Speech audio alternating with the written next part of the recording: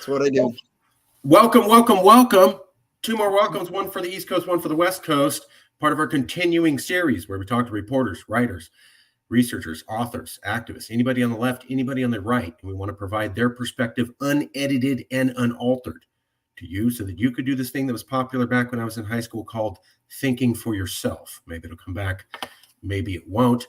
With us today, it is our privilege to have Professor Christopher F. Zurn from the Department of Philosophy at the University of Massachusetts, Boston.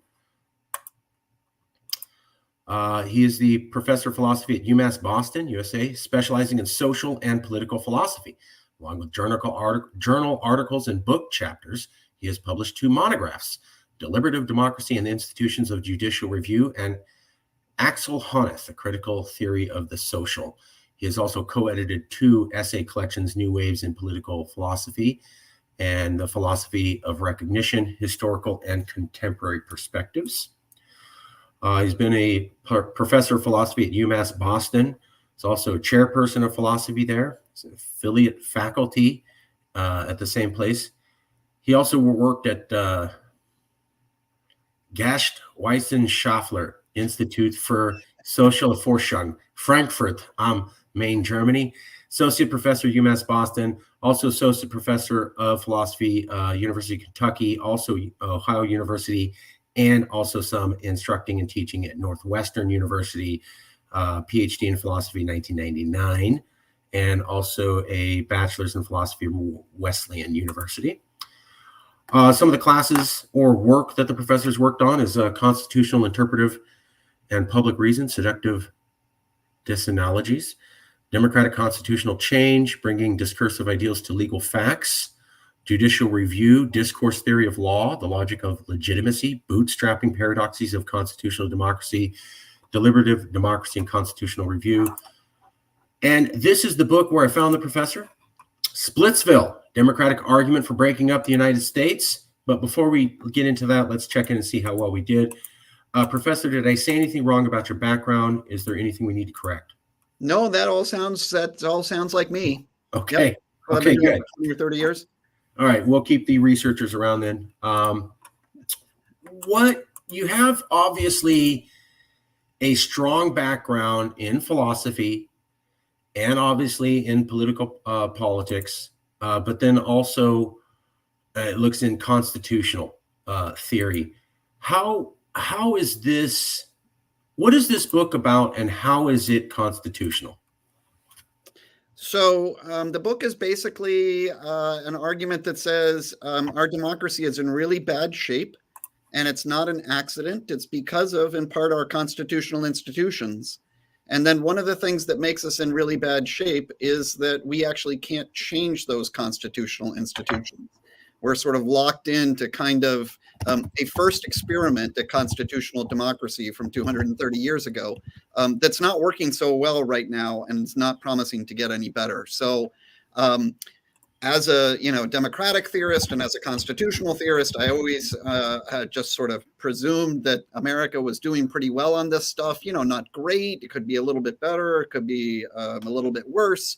But in the last number of years, I've thought that there isn't, I keep reading, terrific books on if I were king, this is how I would change American political institutions. If I were queen, this is how I would change American cultural institutions, so on and so forth, right? I read these books and it's like, well, you're not, because we live in a legal apparatus that has set certain kinds of institutions and structures forward. And so, the book is really an argument for a second best, but a realistic solution for rebooting our constitutional institutions through splitting up into several new nation states, smaller nation states that could redesign their political institutions and also be more tractable through Republican democracy. And so we could continue the experiment we began with different institutions. I think that's it in sort of a nutshell. So, we've interviewed over 100 professors for the series. A lot of them have said the last constitutional amendment goes back before the 1990s. It's basically impossible to pass a constitutional amendment these days. Is that an opinion that you share, that yes, it technically happened in the past, but come on, guys, it's been about 40 years. We're not going to do it again. Is that where you're at, or do you have a different opinion about the possibility of actually passing an amendment at the constitutional level? I think I agree with that consensus. Actually, the last amendment we passed actually was started in, I think, I'm not going to get my dates perfectly right, but 1793 or so. It was this sort of crazy amendment that hung around for over 200 years, and then all of a sudden, one day on the 80s, oh, I forget the position, the recorder of Congress stood up in Congress and said, "We have new constitutional amendment. You can't get paid. Representatives can't get paid the raise that they give themselves until after the next election." There we go. That was the radical change. That was the radical change. Women Exactly. the right to vote, slaves the right to vote. Yeah. Let me cut to the chase. There's a lot of veto points on getting a constitutional amendment, but I did a little back of the envelope calculating, and representatives who represent 4.41% of the population can say no to any constitutional amendment. That is to say, 95% of the people through their representatives can want X, and less than 5% can say no. And who are those no's? It's all the small, unrepresentative players in the system.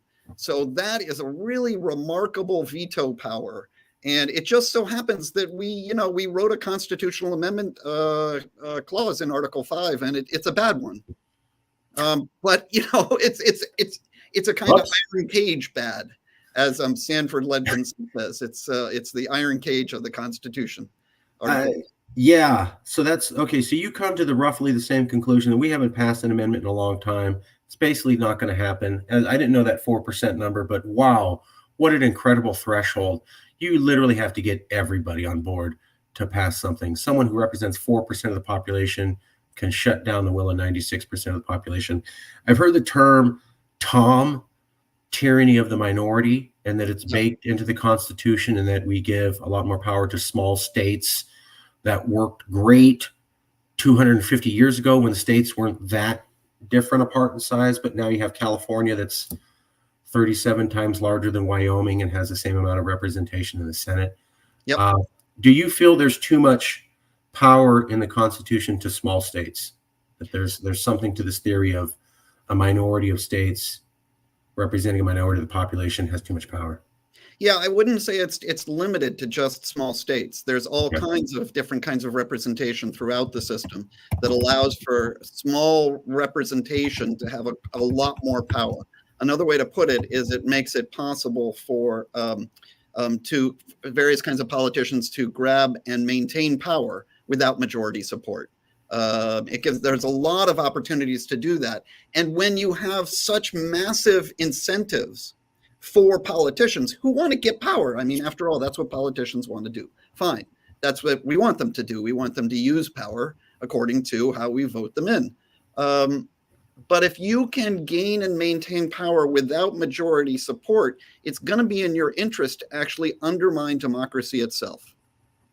And that's the sort of doom loop. So on the one hand, we have these incentives for politicians to gain and maintain power with minority support that also then give them incentives to call into question democracy itself and to undermine their fellow politicians' commitment to democracy and fellow citizens' commitments to democracy. That's kind of the doom loop at the heart of my book. And I don't think, I got to say, this is not my own original thought. This is widely shared. You said tyranny of the minority. Of course, that's Steve Levitsky and Daniel Ziblatt's new book after they wrote How Democracies Die. I can't remember exactly the title of the one that came out this summer, but it's on the same kind of theme. And I mean, this theme is shared by an awful lot of people. So the diagnosis that I have of problems in democracy is not, I don't think, particularly original.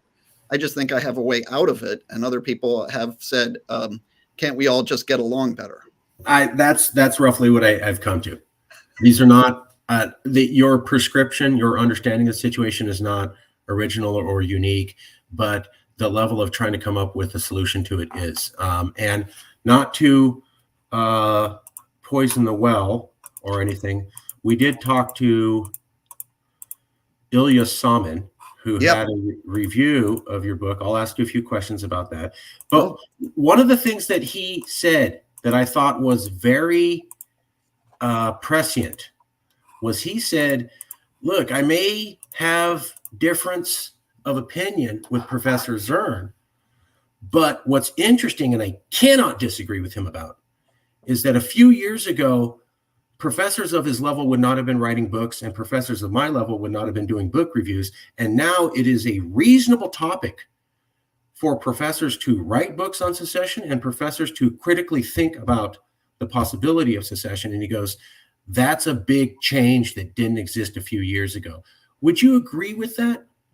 I do think that that's the case. I mean, I think that it's still we're not exactly a mainstream topic, and there's still a tinge of unthinking disdain for the word secession, and I prefer dissolution because what I'm arguing for is actually a dissolution of the United States rather than a secession of one part.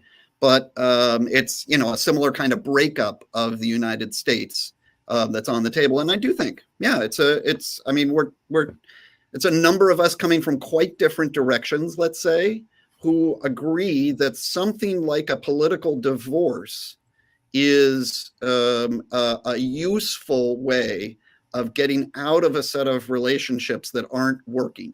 We don't have good governance. We're not having peaceful transfers of power. We're having a great deal more violence around politics.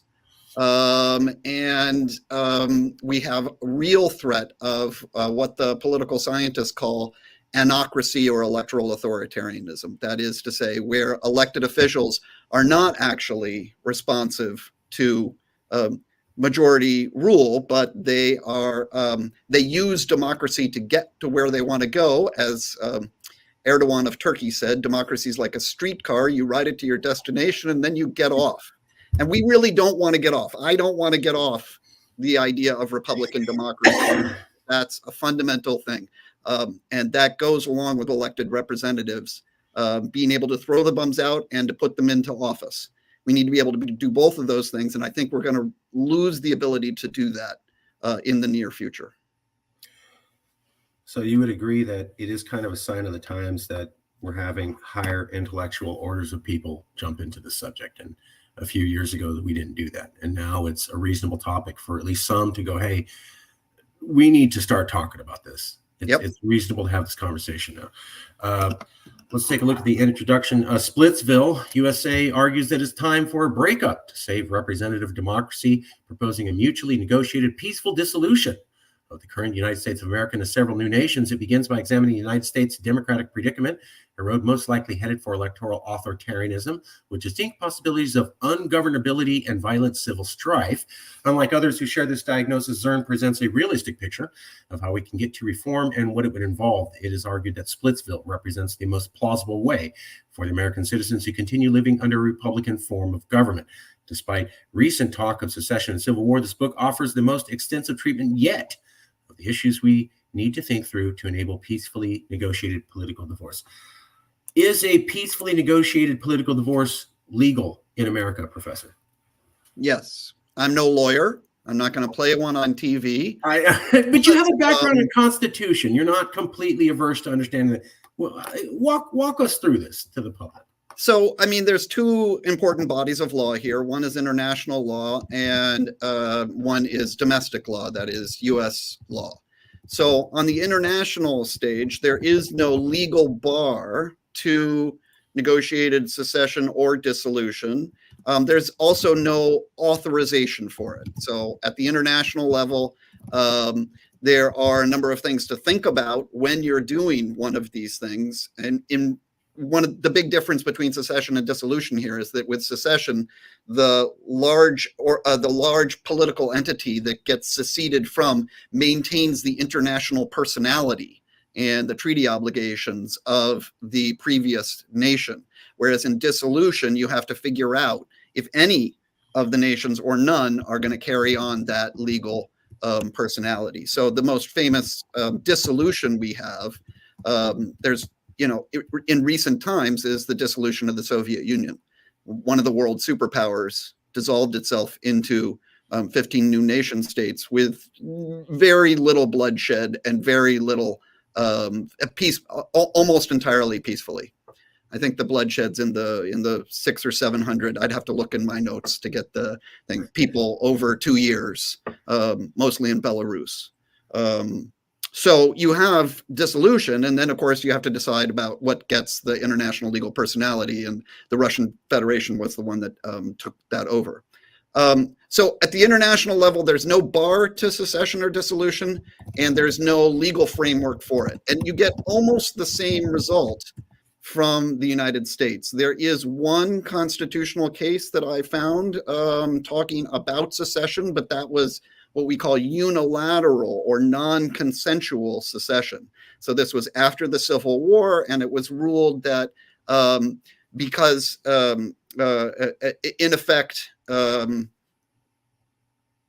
the treaty obligations that were taken on after by one of the Confederate states after the beginning of the Civil War were null and void because they didn't have a right to do that unilaterally. And in that specific case, the judge says, of course, this has nothing to do with whether the United States would have consented to let Virginia go. I believe it's a Virginia case. So the idea is simply this. It's like, if you negotiate a divorce, there's nothing in the Constitution that says you can or can't do that. And there's nothing in constitutional law that says you can or you can't do that. So legally, you get almost the same result. Now, of course, a lot of process would have to be done through legal means. I mean, the best way to do this would be through a constitutional convention. You would call a constitutional convention of the states, and you would ratify something like a divorce decree. That would be a straightforward legal way of doing it. As far as I can tell, as a non-lawyer, I think that something like a divorce decree coming out of a dissolution decree, coming out of a constitutional convention oriented towards dissolution, would be entirely legal. That would be a legal way of doing it. There's no bar to secession or to dissolution in the U.S. Constitution. There was, interestingly, the Articles of Confederation said that they were eternal. Right. The writers of the Constitution left that out. Right. They also dissolved the Articles of Confederation without using the legal processes set up in the Articles of Confederation. Said another way, the U.S. Constitution was written illegally. I've heard that. It's not I've heard that before. It's very simple to see this, Marcus. The Articles of Confederation said, in order to change this, you need the unanimous consent of every single state. Right. The U.S. Constitution said, in order to ratify this Constitution, you need 9 of the 13 colonies to ratify it. Boom. It's illegal. They changed the way of changing it. They changed the amendment mode. So, I mean, they did that because they thought that, states like Rhode Island were going to sink the thing through their singular veto power. Right. I've also heard that if you look at it that way, that the Constitution was formed by 9 out of 11 states, that you would have to acknowledge that those other states that didn't join were independent legal entities before they joined, meaning that they were independent nations, and therefore they do have the right to secede. I'm not going to get into it. That was just another theory I'd heard. I just don't know. I'm not. That was just a theory I'd heard. Right. What about, have you heard of Texas versus White, the Supreme Court case? Yes, that's the case that I'm talking about. Texas. Okay, yeah. So that's about the only case we have that says anything about secession. And that's the one that says, that makes a distinction between unilateral and consensual secession. Right. So if, for instance, on your hopes, maybe California were to secede, right, they could do that legally according to Texas v. White, as long as the other 49 states, through some process, said, yep, that's fine. That was my understanding, was that Texas versus White said, you can't secede unilaterally, like you said, but you could secede, quotes, with consent to the states. So if there's some form of consent. Yeah. And that seemed to be binding because the Supreme Court justice who wrote Texas versus White was Salmon Chase. Yep. Who was directly appointed by Abraham Lincoln, who fought the war on secession. But if you look at Lincoln's first inaugural address, most people don't point to this. He literally says, I can't let these states go unless basically my masters, the people, vote for that to happen, and in which case I would have to do what they said. So it backs up Texas versus White that you got to Let have me a just legal read vote. the Texas v. White phrase.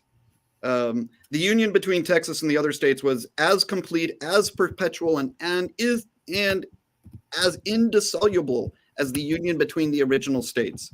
There was no place for reconsideration or revocation of that union, and watch this, except through revolution or through consent of the states. So if the other states had consented to Texas seceding, that would be good by Salmon Chase anyhow. Yep. That's what we have in the history. It's a very minimal history, but reading the Constitution surely says nothing about it. Well, that was my thing, was that if the Constitution says you can't or can, it's completely blank, then we got to go to the Supreme Court to understand what the law says. And the Supreme Court only looked at this one time. And they said in Texas versus White, if you get some form of consent, which makes sense, right? Because the southern states got their guns. They started shooting at federal installations in Fort Sumter and saying we're out. This is very different to say, I'm not picking up my guns. I'm going to go to Congress and let's have a negotiated discussion. Maybe it'll last a few years, but it'll be some rough talk. There's no armies. There's no weapons. There's no storming federal facilities. All we're talking about is a vote. And hey, if I convince a majority of my fellow Americans to vote for this, then that's democracy, right? A majority of my peers said this is okay.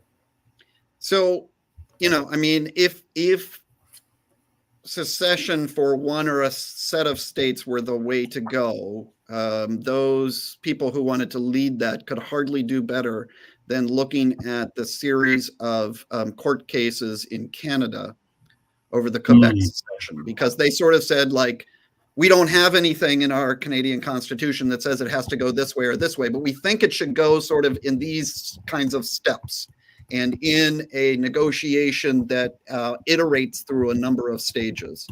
And that was a pretty impressive and calm and deliberative way of dealing with it. Now, as it happens, Quebec never jumped fully through all of those hoops, and so it didn't happen. But it was something that was possible, and it was presumed. And so, in some sense, the lawyers in robes in this case, came in and sort of structured a political structure that was important to gain the legitimacy you would want for any such kind of thing. And my proposal is very much a proposal for negotiated dissolution. Nonviolent negotiated dissolution. That's a kind of, the nonviolence is a sine qua non for me. I'm not advocating any kind of armed rebellion or anything like that. I think that would be a deal breaker for any idea. Yeah, I agree. International law typically doesn't look well at that. So we have a negotiated settlement. Can you walk us through how this might work, a constitutional convention? I know this is somewhat theoretical, but let's say, I know you got done saying the people with a wand, or I was God. I'm not asking for that. I'm saying, could you draw a somewhat realistic scenario of how some politicians come together to have this sort of negotiation? Obviously, I understand this is theoretical. You're projecting. What might that look like for the public trying to understand what we would theoretically need to do? What might that look like? I understand this is theoretical. Yeah, so I mean, I think that the first important distinction is between who the different players are. And I think that there's a really big difference between national players and state players. Because if you're a national player, that is, let's say you're in the House of Representatives, or you're in the Senate, or you are a political entrepreneur that is bent on affecting the federal government, any moves for secession or dissolution are going to be effectively moves to undercut the rules that brought you to power in the first place. Mm-hmm. It's very unlikely for politicians to endorse rule changes that undermine the basis of their power, right? I mean, so that's the big path dependency, the big de-accelerator of any kind of a move at the national level. I mean, whether it's Chuck Schumer or Mitch McConnell, neither of them want to change the rules that brought them to power because they're in power, right? I mean, so then who do you look to? Who does have the kinds of incentives? And it seems to me here it's state players, right? Individuals in state legislatures, people who are motivating state activities. Why? Because a rule change at least promises them, if it's possible for their state to secede or for a set of their states to dissolve into a smaller nation state, they become effectively bigger fish in smaller ponds. Right? You're promising greater power at the state actor level. Okay, so that's the basic distinction in incentives, right? The national operators don't want a secession or a dissolution because it's going to diminish their power. It's also going to diminish the rules that they took advantage of to get to where they are. But often outsiders who aren't yet in power or state-based actors are going to have incentives to try and grab power through rule changes.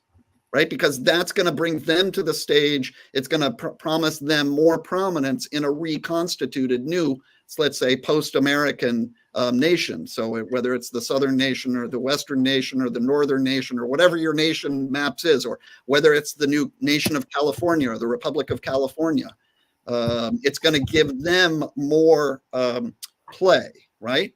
So that's the first thing to say. And then the second thing is the technical stuff about Article 5. Because there's two ways to get a constitutional amendment. One is through Congress endorsing a potential constitutional amendment that has to be then ratified by state legislatures. Right. Another way is the Convention of the States. And that's where states call a constitutional convention in order to change the convention to constitution, and then state legislatures ratify, or those state conventions ratify that constitutional amendment or those constitutional changes. So it seems to me Congress is never going to have incentives to say, for instance, undermine the basis of senatorial power, right? Senators aren't going to have that incentive, but a bunch of state legislators might have the incentive to call a constitutional convention if they see in the offing that they're actually going to be able to be now bigger fish in smaller ponds. I mean, I don't mean to be kind of blunt, but that's the realistic route that I see. That makes all sense in the world to me. Almost everybody who writes these books that I love, these books that, I mean, this is the way to fix things. Would be a better situation. Yeah. A better system. Almost every single one of them says in chapter 9, in about 3 pages, says, we need a movement of citizens who are really into changing gerrymandering. We need a movement of citizens who are going to change the amendment rule. We need a movement of citizens to change the amendment rule. That is just, it was a possibility. It happened in the progressive era at the turn of the 20th century. We got a number of interesting institutional amendments, but that is not our time. 120 years ago is not our political reality. Right. And I don't see a massive movement of citizens all of a sudden welling up to get gerrymandering reform, no matter how much you and I want something like that. That's so what you need is you need political players who have skin in the game that are going to increase their skin. And that seems to me that that's state-based players. And the Article 5 gives you the machinery for that, to the extent it gives us any machinery. It's sort of more like a Leonardo da Vinci sketch of a machine. You don't really know how it's going to work, but it's kind of a sketch in words or so. Yeah, like a helicopter. Yeah, it's helicopters. Like you have no idea how it's going to work in there. Yeah. So, Article 5 does give you that scaffolding because it gives you the state convention mechanism to change the Constitution. Okay, let me throw some critiques. Yep. And see what your response is, and then we'll get into the book chapters for an overview, and then we'll talk a little bit more about the main meat and potatoes. So, first, critical response. I don't know what the answer is. Critics have said Article 5, Constitutional Convention, opens up everything in the Constitution for Yep. revision. Yep. How do we know that we have a constitutional convention to deal with political polarization and somebody says, you know, that part that bans slavery, let's just get rid of that. And that part that gives women the right to vote, yeah, we'll just get rid of that. There's nothing to prevent that in a convention. How do we make sure that horrible things don't happen in this convention to the future constitution that comes out? Well, the easy answer to that is that the exact same thing that makes it almost impossible to change the Constitution makes it almost impossible to, as it were, regress 200 years without anyone noticing. The idea that, you know, somebody is really gunning for slavery or somebody's really gunning to get rid of women's vote is simply not a realistic political alternative, given how hard it is to get something through the Article 5 window. I'm arguing in some sense for a kind of two-step process. One is you get the divorce, and then you're going to have, yes, a new constitutional process that does open up everything. And I don't think that's chaotic. We have in the United States a history of one federal constitution, actually two, but hundreds of state constitutions. We change our state constitutions all the time, and they're not a disaster. They don't have, you know, none of them are, well, at least since the Civil War, none of them are reinstituting slavery. None of them are taking away the vote of women. None of them are doing these awful things that the sky is falling folks about constitutional conventions talk about. I have to ask. It's a popular critique. Yep, you know, I know, but we also have constitutional processes that have happened the world over. Sure. Like, we actually have a kind of unexperienced constitutional culture. There are, you know, constitutions last an average of 19 years. Right. 19 years. That means that all these other nations have not fallen off the face of the earth. Right. And they're replacing their constitutions. Right. Like France, England, those are functional countries that have revised their constitution every couple of decades. They didn't fall into the ocean. They didn't fall in the ocean. They didn't, start enslaving people again. They didn't, they didn't, bring back fiefdom or. Yeah, there's the House of Lords has never been reestablished as a power center. And, I have to ask been given more power through constitutional processes. So it's a good question because it gets asked all the time. I have to ask because there were conservatives who brought up the Constitutional Convention, and then you had minorities and liberal magazines going, they're going to take away our rights. And it's like, I kept thinking, are we really? I mean, if you take the most unprogressive person in America, are they really thinking, oh, let's bring back slavery? Like that's plausible? I don't think so. I think our level of bigotry has moved on to things possible in this century, not going that far back. But I had to ask the question. So absolutely. And I appreciate you did, because when people talk about constitutional conventions, people on the left side of the aisle and many people on the right side of the aisle all think, oh my God, the sky is going to fall if we allow that to happen.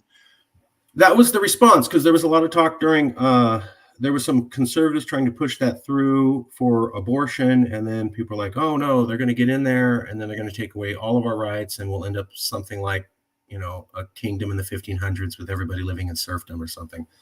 So I didn't think that was reasonable, but I knew that there were other people asking that question. So it's part of the debate now. I have to ask. Absolutely. Okay. So here's the tough two questions. Courts reduce regulation and Congress reduces money. So Professor Salmon, I interviewed, and he did a critique of your essay. And again, the thing for me was that he totally agreed with you that things are bad and that things are getting worse. And wow, what a sign of the times that things have gotten so worse that now academic minds are starting to go, yeah, this is a reasonable topic. So you two were like this on that point, just to be clear, which I found fascinating, is that your top critic is saying, oh no, he's totally right. Things are bad. And it's bad, and we need to start thinking outside of the box. And this idea that it's, kumbaya is going to happen next year isn't going to happen. His two big points was, we don't need a constitutional convention. We don't need anything that radical, because we can have the Supreme Court just reduce regulation through rulings, and we can have Congress just reduce the amount of money that goes out to those federal agencies. And through those two things, we could have maybe federalism return to the states, like more power return to the states, and more money return to the states, and less federal government agencies controlling them. What do you, and he was saying, these are the options to a constitutional convention. Are his options any more plausible than a constitutional convention, that we're really going to get the Supreme Court to massively reduce regulation on the states to a level we haven't seen since the 1800s? And we're really going to get Congress to start reducing money in federal agencies, back to the 1950s level of support of federal government agencies over states. Is that a plausible theory? Could we do that as Americans? Well, let me just jump in and say, actually, that's not the sort of political direction I would go. I'm a man of the left. I would so I'm not orienting Splitsville for small government conservatism. I mean, that is for sure Ilya Soman's viewpoint, and it is interesting that we match. I actually use some of his work in my book. And we match on some of the institutional. We need some institutional rethinking. Oh, yeah. And would that be the question for me is, would that be good for democracy? I'm not really sure how Congress reduces the money. I'd have to figure out more about what Professor Soman thinks would be the way to do that. I will note that the 2023 Congress, I believe, passed 22 bills, like fewest for hundreds of years or something like that. I just saw the stat recently. I mean, unbelievably unproductive. I mean, probably half of those were renaming post offices. Yeah. So the idea that they're going to change the money situation doesn't seem likely to me. It's surely possible that courts, which have been a vector of the tyranny of the minority, and captured courts, are an important part, because, of course, courts are unaccountable. You can't throw the bums out, right? That's a really notable thing about federal judges. You cannot recall federal judges when they do stuff that the overwhelming majority of people don't like what they're doing. Right. We are the only constitutional democracy that gives federal appellate judges, constitutional judges, life tenure. This is a very strange little arrangement that we made 230 years ago, and that no other one is made, because, well, it entrenches a certain kind of policy capture by those who are able to install justices who will do their work for generations going forward, 2 generations, a generation and a half, depending on whether it's 15 or 25 years. But, somewhere between 30 and 40 and 45 years. That every other constitutional democracy that has constitutional courts like we do has term appointments for them. Oh. And we don't, for whatever reason. They're not recallable by democracy either. They're not accountable directly. You can't recall them through elections. They're not elected, and they're not unelectable, but they're only appointed for 10 years or 18 years or 12 years or something like that. The lifetime appointment is an American oddity. And so it is, in fact, a major vector of what I think of as minority capture of policymaking power. And if you want some evidence of that, Mitch McConnell, who you might have heard of, on his own biography page, says only one policy thing that he brags about. He brags about all the, awards and degrees and stuff, and people that have feted him and stuff like that. He only brags about one policy thing for all of the time that he's been a senator, and that is appointing judges. Very telling. Very telling. I did spend 10 years in Kentucky. I mean, Mitch McConnell is an interesting and a really impressive politician. I disagree with his politics, but he's a very good politician, and he's very good at doing one thing, which is getting ideologically vetted judges on to do policy where the democratic machinery of government would not pass that policy. So I do think that Professor Soman is probably right, that if you continue to put into account into office politically unaccountable judges to carry out major policy changes, you might be able to do what he wants through that. I don't think that that's democratic, but that's another question. I'm into Republican democracy. He's into small government. The other question is over what time frame? I mean, could be he's, it could be that the idea of a new Lochner era is coming. We'll see. I don't know how to I'm not a lawyer, and I'm not going to. Oh, yeah. But just as a thought experiment, if the idea is we're going to replace these judges and eventually they'll get to the point where they've overturned so many precedents that we basically got a new level of federalism, we're talking about years and decades of cases being overturned to finally get to some point where you have anything resembling the way federalism felt in the 1850s or something like that. Yeah. Whereas now we're having January 6th or 22 cities on fire every other year. Do we have 30 years for the legal system to change? I don't think so before we get into electoral authoritarianism. That's I'm talking about. That's my worry. My worry is that when we can't unelect our politicians, or the field is tilted so much that it is really minority capture of the majoritarian policy-making apparatus. Let's jump to the table of contents. And if you could briefly tell us roughly what each section was, or your major arguments. So the first one was time for U.S. national divorce, signs of the end of democracy, basic arguments for Splitsville.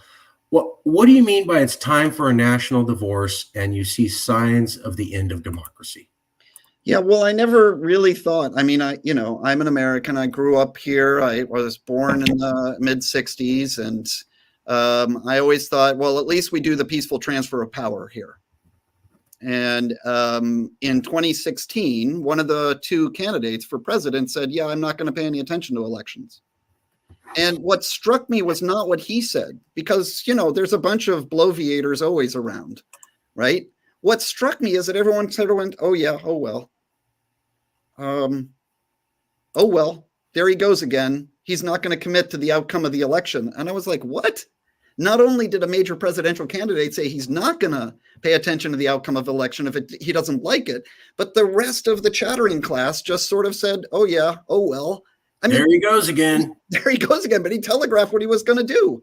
And then after he got elected, his opponent said 2 years later, yeah, he wasn't legitimately elected. I was like, what do you mean? In 2016, he was legitimate. That's the Electoral College. That's the system we've got. Right. And the previous president said the same thing. And it's like, what's going on here? These political elites do not have the basic commitment to democracy. That is the commitment to obey the outcome of elections, whether you win or you lose. That, I think, and this is what sort of freaked me out in 2016 and continued to play out through 2020, that's a necessary condition of democracy. It's not the most important thing about democracy, but you have to have most citizens and the overwhelming number of political elites committed to obeying the outcomes of elections. If they're not committed to obeying the outcomes of elections, then you don't have a democracy anymore. Just like if you don't have oxygen, you don't have plant life. If you don't have oxygen, you don't have internal combustion engines. It's not the most important thing about plant life or internal combustion engines, but it's a necessary condition. You got to have the democratic pre-commitment. You got to be committed to obeying the outcome of elections. And in 2020, the person who was in office was not committed to obeying the outcome of elections. And we did not have a peaceful transfer of power. That seems to me the sort of key set of signs that something is deeply wrong. Something is deeply deficient. And then the question is, well, what's causing that? What's causing that? And my claim is it's the institutions.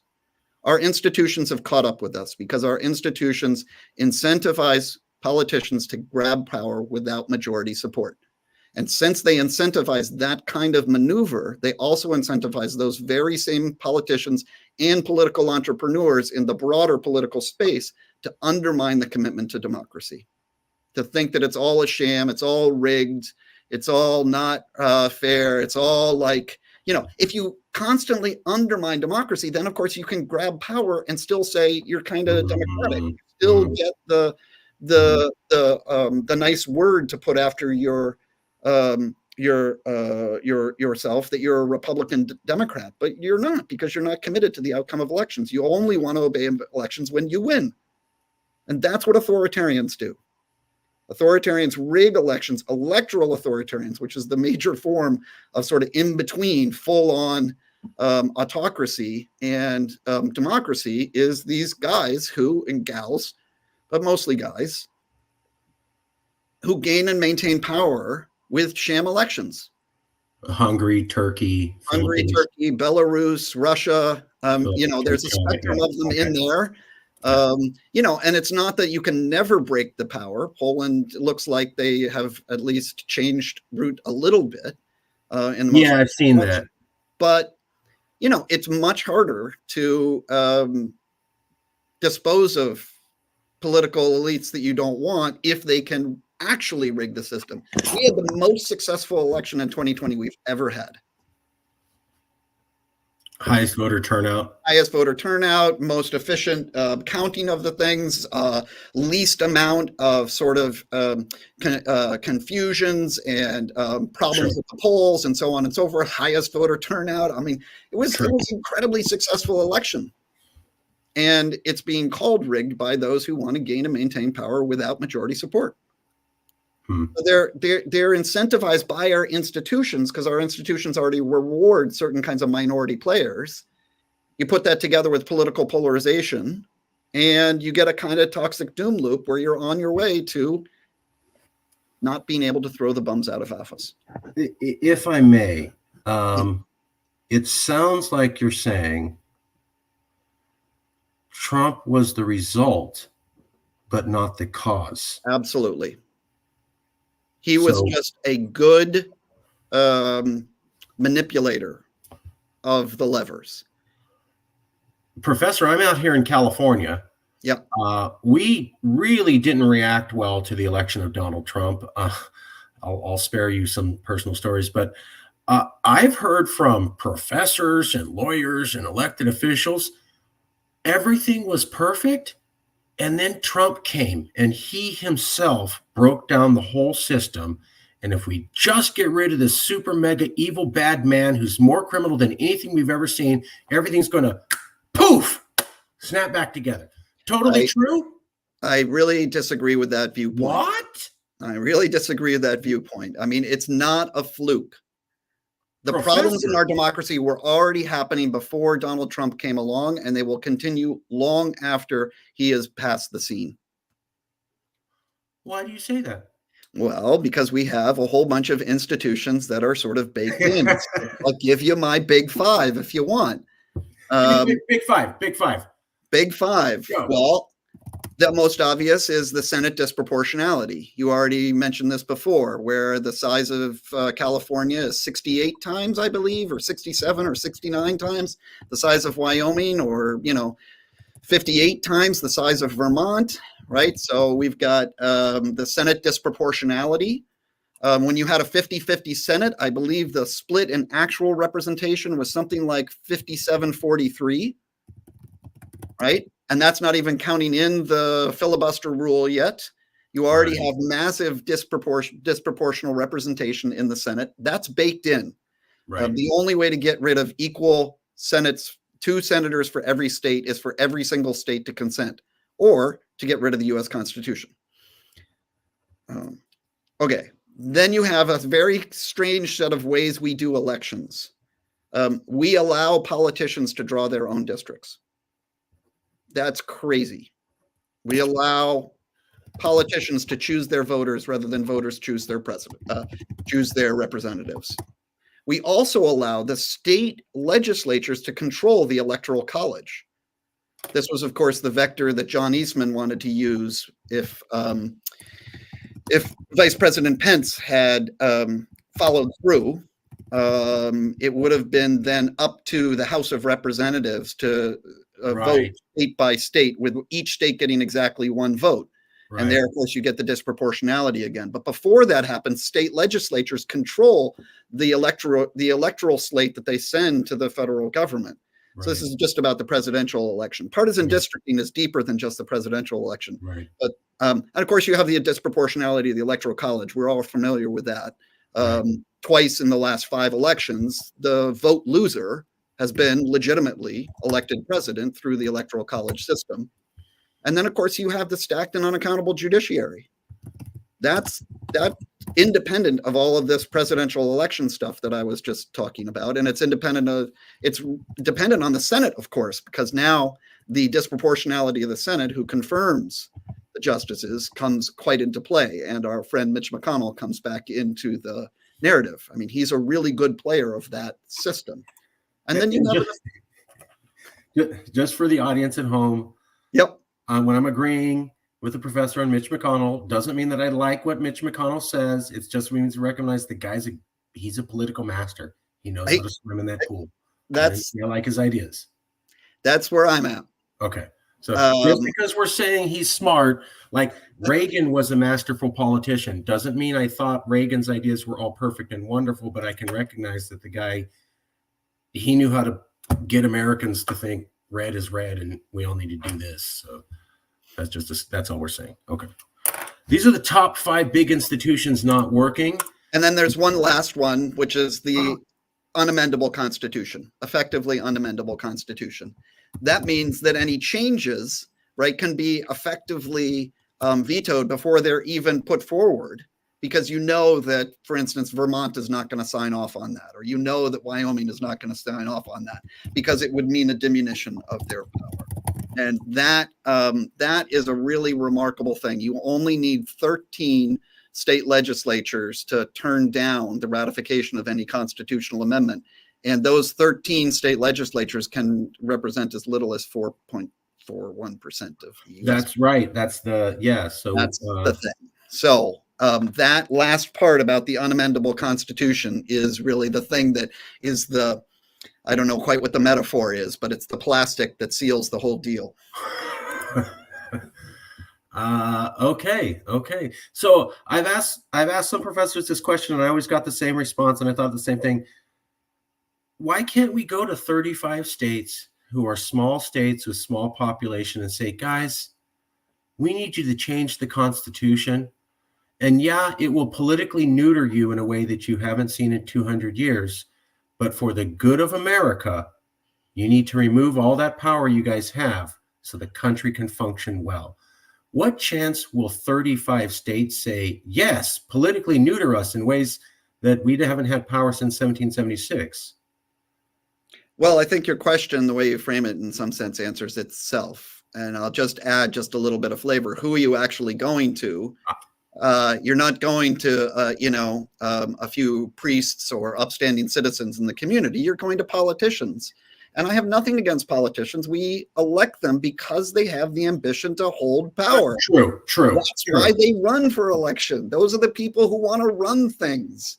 And to go to them and say, we don't want you to run things anymore, even though that's what you're the person who's selected for that, is kind of barking up a strange tree. So this is the kind of preaching solution that I just find really unconvincing. All we need to do is sort of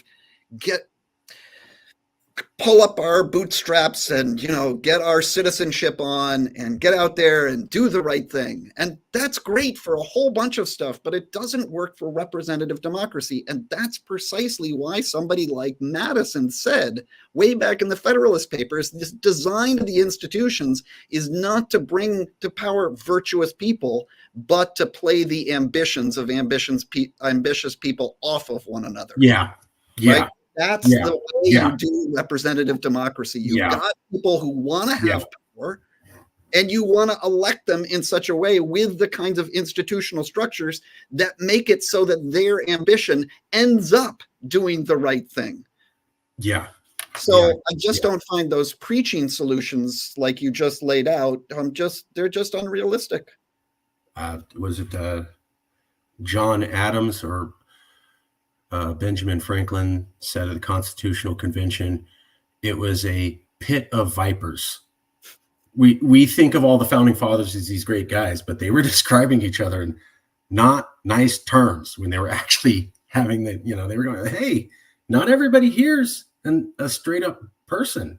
So they understood back then you need checks and balances. There are ambitious people who lie and cheat and steal.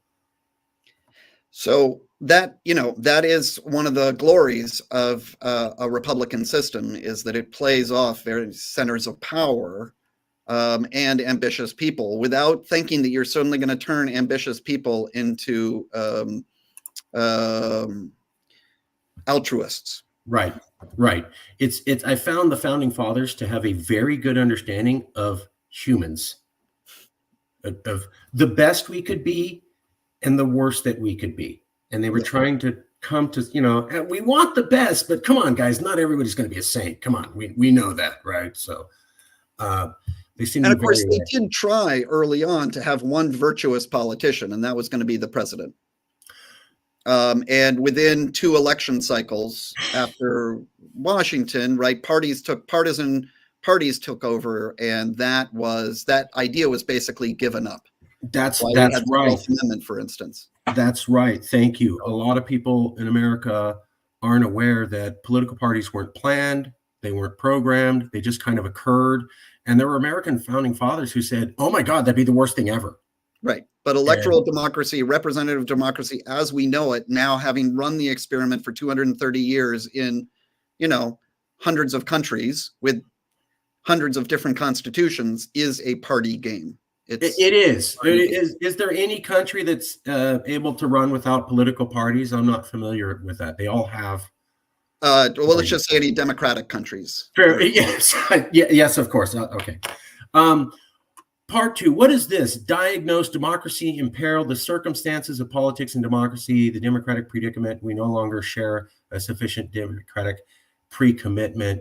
It's no accident, structural reasons for the lack of. I think we've already covered this. Those were the 5. Senate disproportionality, partisan districting, state legislators controlling the electoral college disproportionality, a stacked but unaccountable judiciary, and an unamendable constitution. Yeah. Okay, those were the reasons why. Okay. That's the reasons that sort of get us into the possibility of a doom loop, and then some accelerants have made that doom loop actually come to pass. What are the accelerants? So the accelerants are basically partisan polarization. I actually think that this is something that political entrepreneurs take advantage of rather than it's a driver of our problems. I think it's a little bit more downstream of our problems than upstream. The reason we have so much polarization is because it really works, right?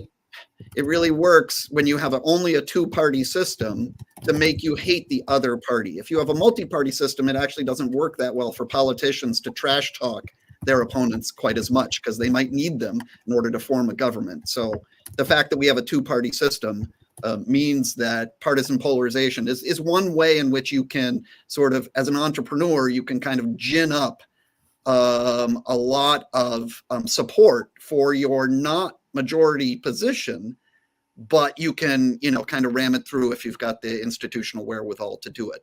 So partisan polarization is a big one. Another one is, of course, we've just changed how we communicate. I mean, I don't mean to use big fancy words, but we lost legacy media. We lost a shared sense of truth. People are now in their bubbles, and those bubbles are connected to the partisan polarization, right? So that's what I call the changing public sphere. But between social media and the online stuff, and the loss of legacy media and the substitution of newstainment, right? Because people now don't go to the news to watch the news; they go to see their opinions, right, reflected back at them, and they go, yeah, echo chamber. Yeah, exactly. Yeah. And another one is the thing that Levitsky and Ziblatt spend a lot of time thinking about, and really impressively, which is these sort of informal norms, which are key in the political sphere at the political elite level, where you treat your opponent as a legitimate opposition, right? So you tolerate your opposing positions as, they're legitimate Democratic, Republican politicians as well, and they might be in power and we need to get along with them. When you lose that sense of mutual toleration, then you demonize the political opponents in politics. And what that makes possible is another norm that gets really violated, which is there's a whole bunch of stuff you can do legally, but that people keep themselves back from doing, especially politicians. They don't go nuclear. They don't use the most extreme legal maneuvers they can. They, as it were, they temper the degree to which they use dirty tricks, right? Legal, but dirty tricks. And once you lose that, then you get into these kinds of spirals of tit for tat gaming that go nowhere. So that's in the political class, these loss of these informal norms of working together. And I think that's pretty clear in Congress. I mean, even within the parties, you have that. The speakers, I don't even know what to call it. The fight over in the House of Representatives over who's going to be the speaker in August, September, and October of this year, which was really ugly. And then, of course, back in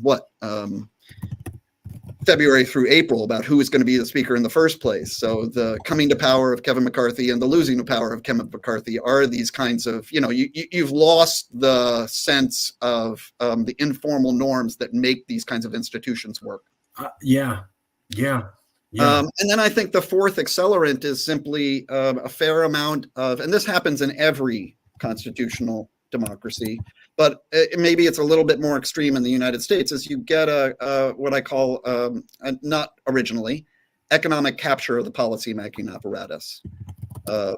So if you can capture the policymaking apparatus from a particular kind of business perspective or something like that, you're going to be interested in these minoritarian vectors of getting policy through, right?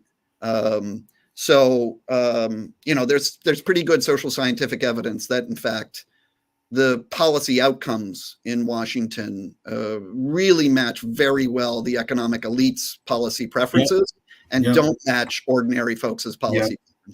And that speaks to somehow there's some economic capture there. Some of that's going to be through an unaccountable judiciary. Some of that's going to be through, knowing who is a senator who can, grandstand on something and, sink majoritarian policy preference. Economic elites are always going to have much more organization and much more skill at gaming the system. That's the way economic power leads to organization. But that's one of the accelerants that has gotten us into one of these doom spirals. And I believe it was a 2014 study by Northwestern, I think also backed up by Princeton University, that looked at laws passed in Congress from 1970 to 2014 and said what you were saying, that the public has almost no impact on the laws that passed unless it lines up with what the elites want. Page and Gillens are really terrific on this, and they've been Martin Gillens and Benjamin Page have been publishing stuff on this for a good long time, it's not unique to the United States, but it accelerates the sort of undermining of the democratic pre-commitment. Because, of course, if you have a business interest that your interests don't exactly align with what people actually want, you have an interest in undermining commitment to democracy. Yeah, at least that's the way it looks these days. I thought it was you make a better product and you run a better business and you make money. Now it's you make money and then you go influence Congress and have them make the regulations so that your competitors can't compete. I don't think that's what Adam Smith was hoping for, but hey, who knows? Last chapter, last section, prescription. Yeah. Splitsville. Yep. How is this? We covered this a little bit, but briefly for the public. How do we get to this solution, and why is this the great solution?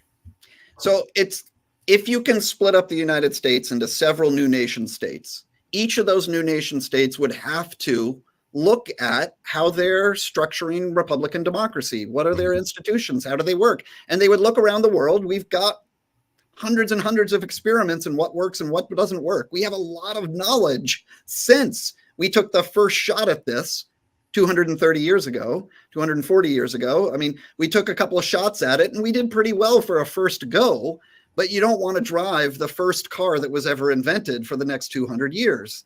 And we know a lot about some of the intricacies of what works. For instance, we know that multi-party democracies are less resistant to a lot of the ills that we're suffering than two-party democracies are. But it's kind of hard for us to get out of that without doing some kind of a constitutional reboot. We also know that the massive disproportionality in a second house of Congress, that's the Senate, is something that, other nation states have moved away from progressively. They'll have a second house, or often they're unicameral chambers, but if they have a second chamber, it won't be massively disproportional. And if it is massively disproportional, it won't have the kind of power that the Senate has. So we know that some of the stuff that does work and doesn't work, right? So if you started with new nations, you'd have to do a reboot. At the very least, you'd have to just say, yes, we want that US Constitution again. We want exactly that again. So maybe one nation goes for just doing the US Constitution again. Maybe they even leave in the fugitive slave clauses and stuff like that. That's great. You go for that. You just want to do that. But other nations are going to be like, yeah, we don't want to do that. We want to look around the world and figure out what works. And we're going to adopt some of those solutions. And there are tendencies in institutional design that are pretty clear that you can say, oh, yeah, well, so for instance, do you give judges life tenure, constitutional apex court judges life tenure? No. You give them 10 years or 12 years, or you give every president. If you want a presidential system, you give every president, one appointment a term or 2 appointments a term or something like that, right? I mean, there are simple solutions, but none of those can be gotten with the Constitution we have. So smaller nations would also be more responsive. They'd be slightly more homogeneous, but because you just have fewer citizens for the number of representatives, they're just more representative in that sense. And the important thing is something that I do take from Ilya Somin, actually, which is his coining this notion of foot voting. Yeah. Because now people are not going to be moving between Massachusetts and Florida, or Florida and California, or California and Arizona. That seems to be a major vector these days. That's what my folks in Arizona always say. It's all the Californians moving in. It is. But they're going to be moving between nations. And when they move between new nations, they're going to place, as it were, pressures on the nations to get decent governing institutions. If you split up into, let's say, 4 or 5, I prefer 5. Let's say you split up into 5 new nations and one of them just stinks, they're not going to do as well. People are going to leave. Right. And that is going to pressure that nation that's not doing as well to do better with its governance institutions. And we can't have that kind of pressure against the federal government in the current United States. We can have it against our individual state governments, but we can't have that kind of pressure because, in fact, you can't move to Canada or to the EU or to Hong Kong or where you thought you were going to be able to move, whatever your, in the end times, I'm going to move to a new nation. It's actually not nearly as easy. But if you do my shtick, the new citizens of the new nations would be guaranteed the ability for several generations to move to new nations. And that would place a lot of pro-democratic pressure on these new nations. So that you have 5 nations, one of them doesn't do very well. The citizens leave. That encourages them. They vote with their feet, which is an old classic concept in democracy. And then that encourages that backwards government to change. I imagine it would also, the functional governments would look at that backward government and see things to not do. Also improving them and their government. Okay. We would have a little competition for decent governance structures. This was almost like in the 1800s, before the Civil War, when the states were still largely independent, and they said you had the voting between these laboratories of democracy, basically, let people to pick the best one. Well, I do think that there's, that splitting up would be pro-democratic in just a straightforward sense. We'd get better constitutions. We would get slightly smaller nations that would be more responsive, and we would get some of this foot voting stuff. Plus that there's just a lot of folks who want secession throughout the United States. We haven't even talked, we started out and you said no one was talking about secession 15 years ago. Yeah. But a poll from 2 years ago said, without any major conversation, 37% of people, of American citizens, already said, yeah, I'd be happy if my state seceded. Right. Like Right. that's remarkable. That's a very high number who wants something like this.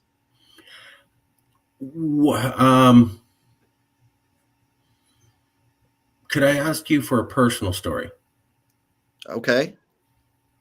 When did you notice things were getting politically polarized? Like when did you go, oh, that's bad? Oh, that didn't happen before. Was it a family event, Thanksgiving, something you saw on TV, cartoon show, favorite newscaster? People don't really have a moment in time where they go, oh, that's when I knew things are different and not in a good way. Yeah, I do think it was the 2016 campaign, when basically America said, "Oh yeah, there goes a major candidate for presidency who kind of doesn't care about the outcome of elections. So what?" I mean, to me, that was like, that's just disqualifying for a Democratic politician. Right. In a Republican democracy, like to have a politician say, "Yeah, I don't want to do Republican democracy." Right. That to me was like that was the wake up moment where I'd always sort of thought, we had problems in the United States with our governance structure, but we were basically a decent functioning democracy that would maintain itself as a consolidated constitutional regime going into the future. And that was the turning point, I think, where I thought, wait a minute, this is not the country I thought I grew up in. I mean, I came of age when Nixon resigned. I mean, that's sort of an early political memory for me. And I mean, it is striking that he was like, oh yeah, I guess I better resign for the good of the country. And all the rest of the country was like, yeah, you better resign. Right. Right. For the good of the country. So I'm not sure I have like a good sitting around the Thanksgiving table story or something like that. But the fact that there's such a different perspective that people have depending on which team they're on, that's very strange. That's a new reality. It crept up on me. I think I was late to the game of paying attention. I noticed they had a famous decision recently for the Colorado court to ban Donald Trump from being able to run. Yes. And I'm not going to get into that. But what I found interesting was they did polling on it. And it was as divided as possible. It was 80% of Democrats thought this was great. 75% of Republicans thought this was not great. There was no half the country. It was totally based on party, almost predicted whether you thought this was legal or at all. And I'm like, wow, two radically different opinions on the law. Yeah. Based on politics. So when I wrote this, when I started thinking about how to write this book back in 2019, one option was to talk about the loss of the commitment to democracy. And the other option was to talk about the loss of the commitment to the rule of law. Yeah. Which is another really remarkable thing that has changed very fundamentally. I mean, the idea that a major candidate for president could say, yeah, let's suspend the Constitution. And again, America yawns, is a really remarkable change. That's something that I can't imagine 20 years ago, 30 years ago, 40 years ago, 50 years ago. I mean, that commitment to the rule of law is another thing that's a really fundamental loss. What about we do democracy through law? That's what we're a legally structured democracy. That's what a Republican democracy is. That's what a constitutional democracy is. That's one of the things that grabbed me was after the Supreme Court said they're going to kick back abortion back to the states. And I'm in California. I believe in a woman's right to choose. Okay, so don't text me, call me afterwards. What I'm pointing out is that you had people say, I will defy the court's rulings. That means ignore the law. So, and these were politicians saying, I will defy the court's rulings. I will not follow the law. I will not follow the process of the Constitution, and you can't make me. That's also not democratic, is it? I don't think so. Okay. Short answer. Short answer. So there's always a complicated situation. Yeah, and that's the first of all. general. Yeah, and this is the thing is I've started putting together some of the observations. I'm roughly calling the interview series "Talking to Giants on the Deck of the Titanic." Yeah, thank you. But we've been putting together a fair amount of interviews. We did interview F.H. Buckley, who wrote about the Quebec secession. Yeah, and he also his book is really interesting, and I recommend it. I use it in my book. Yes, he's again, somebody from the other side of the political aisle who's also toying with the idea of secession. Absolutely. Jonathan Taplin at USC brought up what you talked about with Tom, Tyranny of the Minority. That's where I heard it first, was from him. So that was fascinating. We've talked to a fair amount of professors, 183, and then some people in media. Yeah, been at it for a while. My mom's real impressed with me, so that's why I did it. Talked to some people in the media. Then we weren't able to get interviews, but we were able to at least converse with other professors. So we've gone to all these, and the point is this: we've done more interviews with professors on political polarization, and the idea was most of them are saying the word hope. I hope it gets better. These are experts in the field, and I'm hearing them say it's bad for sure. It's bad now. You can argue if it's become a little bit less bad in a year or two, but it's bad since Trump. And then I go, well, are you sure we're going to get out of this? And most of them say, I hope. And then they have their solution. Let's get rid of social media. Like you said, let's get rid of gerrymandering. I waved my wand. Boom, gerrymandering's gone. Boom, primaries are gone. No more extremist politicians. Boom, Trump's gone. Boom, the filibuster in the Senate is gone. Boom, social media is gone. Boom, CNN and Fox News, MSNBC, all gone. We go back to Walter Cronkite. Right. And the other problem I found with them is that they have no agreed upon solution. For every professor who says it's gerrymandering, there's another professor saying no, it's not. For every professor saying it's primaries, there's another professor saying no, it's not. So when I listen to you and you go, these people say these magic wand solutions, and I don't think that's going to work, that really resonated with me, because what I've seen is a lot of people going, I think it's this solution, and maybe they're right. But when I hear them go, I hope it works, that does not imbue confidence in me that we're going to fix America. Is that a crazy thought for me to have talked to close to 200 professors who have different ideas how to fix it, and almost all of them say, not, I'm sure we can fix it with this, but gosh, I hope, man.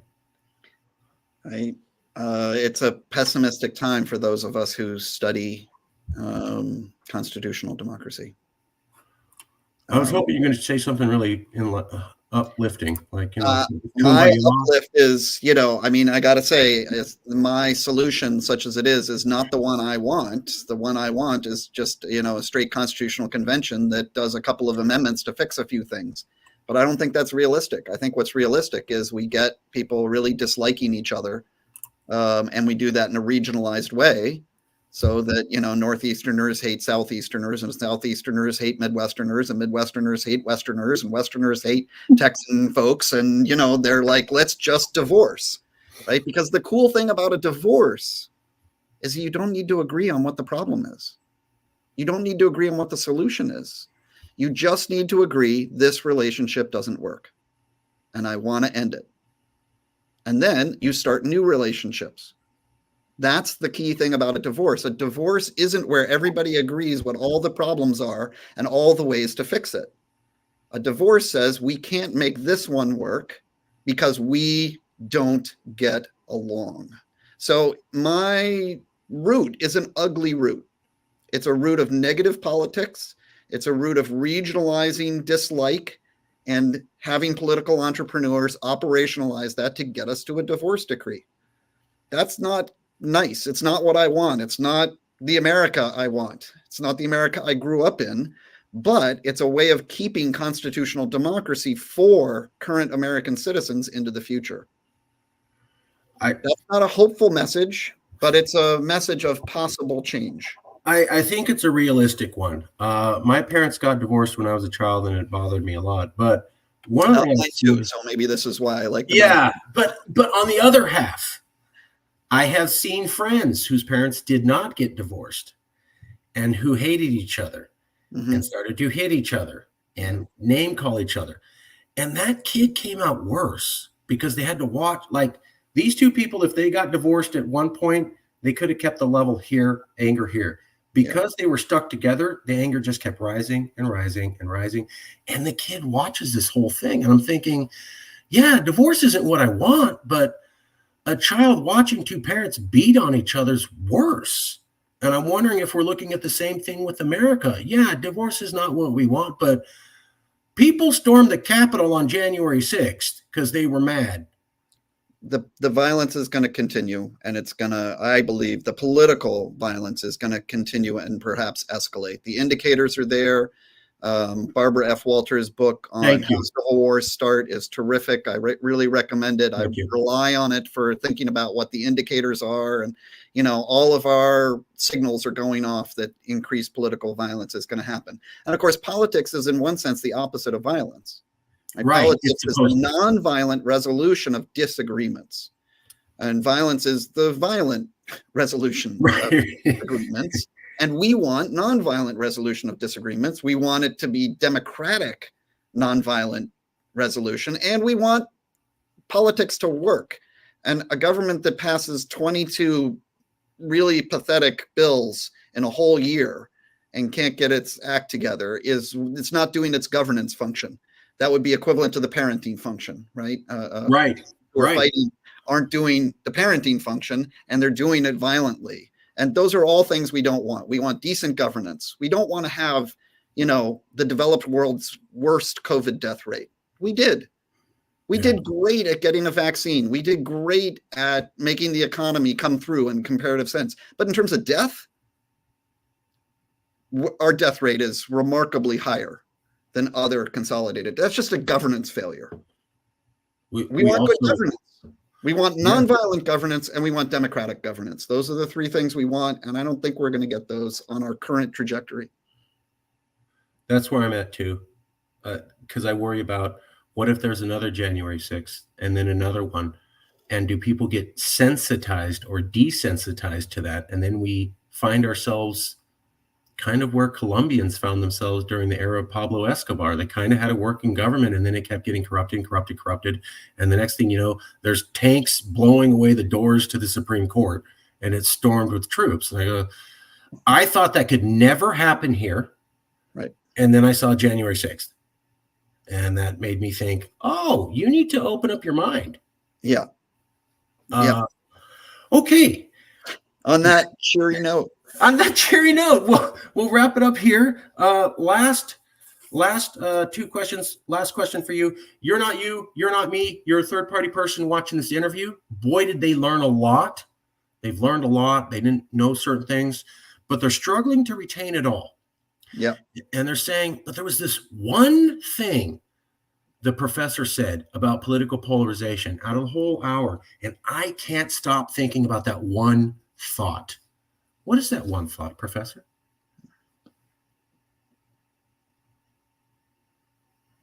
We can use our political polarization to get to a better place. Okay. Last question. You don't have to name anybody, but we always ask, do you know anybody who might be interested in a conversation on political polarization? Don't have to name anybody. Could be anybody in academia, activists, etc. We always try to keep it going. Oh, you want me to name the people, or sorry? I was just wondering, do you have anybody who you might be able to name who you think might be open to a conversation? Yeah. Could you tell me an email later? Sure, I'd be happy to. Yeah. Okay. Last thing. Do you have any contacts at Rutledge? Well, I mean, I have my editor's contact and stuff. Okay. I will email you a copy of the video, and I want to say thank you for everything. Well, I appreciate your time. It was really enjoyable to talk with you. Yeah. This was in depth. I'll email you a copy of the video, and I'll ask for some recommendations there. I really appreciate your time, and I'll email you shortly. Absolutely. Appreciate your time, Marcus. Okay. All right. Thank you. Bye.